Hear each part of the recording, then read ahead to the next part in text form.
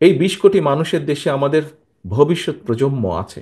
আমরা যদি আমাদের ভবিষ্যৎ প্রজন্মের সঠিক শিক্ষা ব্যবস্থা যদি গড়ে তুলতে সক্ষম না হই, তাহলে কি করে আমাদের পক্ষে সম্ভব এই দেশকে সামনে এগিয়ে নিয়ে যাওয়া? কি করে সম্ভব একটি সমৃদ্ধশালী দেশকে গড়ে তোলা?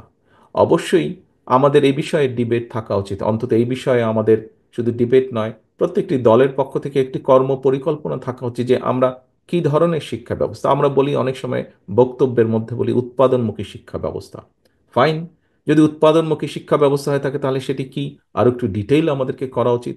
বিভিন্ন দলের উচিত হবে এটি একটি সংস্কার অবশ্যই, যে শিক্ষা ব্যবস্থাকে ঢেলে সাজানো বা শিক্ষা ব্যবস্থাকে আমরা কিভাবে দেখতে চাই। আমি আরেকটি সংস্কারের কথা বলতে চাই, প্রিয় সহকর্মীবৃন্দ বা প্রিয় আমন্ত্রিত অতিথিবৃন্দ। সেটি হচ্ছে, আহ, প্রথমেই আমি বলেছি উৎপাদন বৃদ্ধি করা প্রয়োজন। উৎপাদন বৃদ্ধি করতে হলে মূলত যদি আমরা দেখি উৎপাদনকে, তাহলে অবশ্যই আমাদেরকে কৃষির উৎপাদন বৃদ্ধি করতে হবে।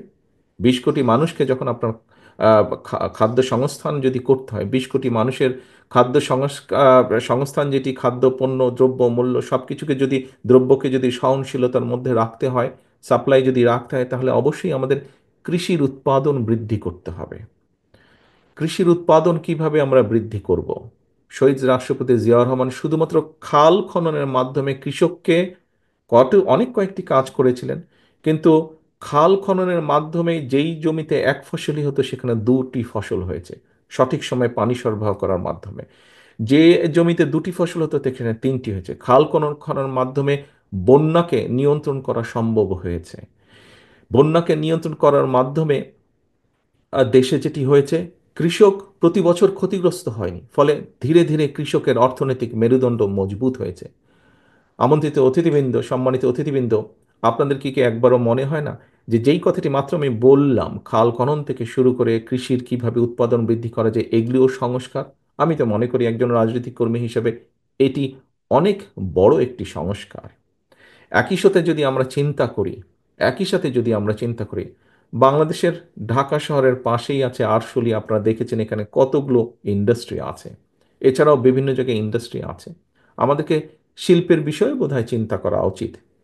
কিভাবে উদ্যোক্তাদেরকে আমরা একটা স্টেবল সিচুয়েশন দিতে পারি, যাতে উদ্যোক্তারা উদ্যোগ গ্রহণের মাধ্যমে এই দেশে শিল্প স্থাপন করতে পারেন, তাদেরকে নিরাপত্তা দেওয়া সম্ভব হয়। অবশ্যই এটি একটি সংস্কার। একই সাথে সেখানে যেই শ্রমিকরা কাজ করবেন, সেই শ্রমিকদেরও কিভাবে তাদের ন্যায্যতা নিশ্চিত করা যায়। আমি তো মনে করি একজন রাজনৈতিক কর্মী হিসেবে এটি অন্যতম একটি বড় সংস্কার। এই সংস্কারটিও আমাদের করা প্রয়োজন। এখানে অনেক সমস্যা আছে, কিন্তু এই বিষয়গুলোকে আমাদের অ্যাড্রেস করা প্রয়োজন।